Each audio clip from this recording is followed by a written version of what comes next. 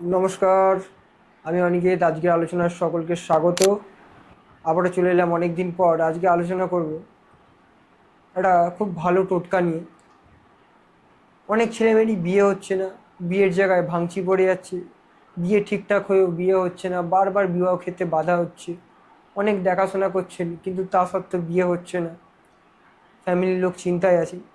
তাদের জন্য এই বিশেষ টোটকাটি। অনেক ক্ষেত্রে দেখা যায় যে জন্মছকে বিভিন্ন গ্রহের অবস্থান, সপ্তমপতির অবস্থান, এই জায়গায় যদি সমস্যা থাকে তখন কিন্তু বিবাহ ক্ষেত্রে নানা রকম সমস্যা দেখতে পাওয়া যায় বা নানা রকম সমস্যা তৈরি হয়, বিবাহ বাধার সৃষ্টি হয়।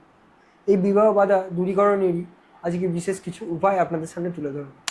যারা চ্যানেলে নতুন তারা চ্যানেলটিকে সাবস্ক্রাইব করে দিয়ে পাশে থাকা বেল আইকনটি প্রেস করে দেবেন, যাতে আমার ভিডিও সবার আগে আপনার কাছে পৌঁছায়। প্রথমেই বলে রাখি, প্রথম যে টোটকাটা বলবো খুব ভালো করে মনোযোগ দিয়ে শুনবেন।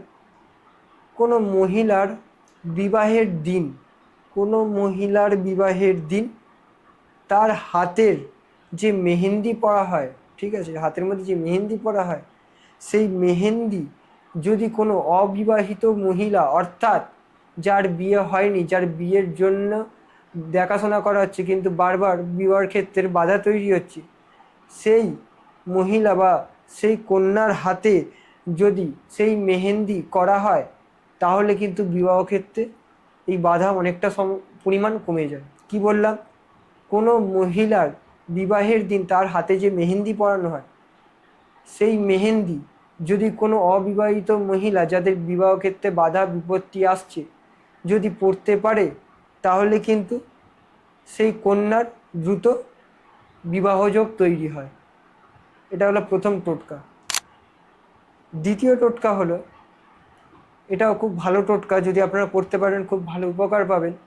দ্বিতীয় টোটকা হলো শুক্লপক্ষের বৃহস্পতিবার সকালবেলা উঠে শুদ্ধ বস্ত্র ধারণ করে কি করবেন, হলুদ সুতো 7বার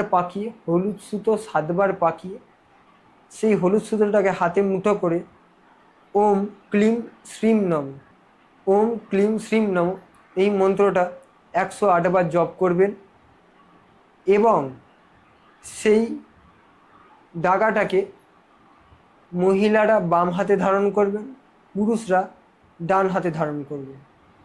এরকম টানা যদি 21 সপ্তাহ আপনারা করতে পারেন, দেখবেন আপনাদের বিবাহ বাধা কিন্তু অনেকটাই দূর হয়ে যাবে।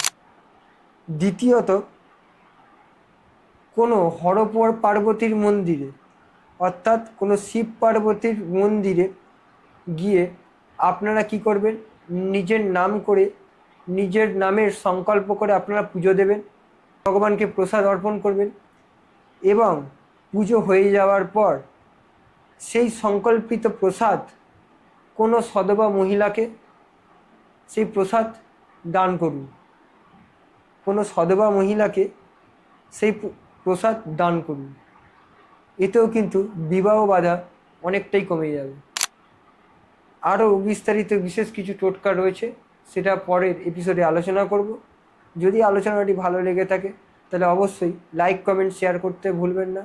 সকলে ভালো থাকবেন, সুস্থ থাকবেন, আনন্দে থাকবেন এবং প্রত্যেকে যাদের এই বিবাহজনিত এই সমস্যাটা রয়েছে তারা এই টোটকাটি করে দেখুন, অবশ্যই ফল পাবেন।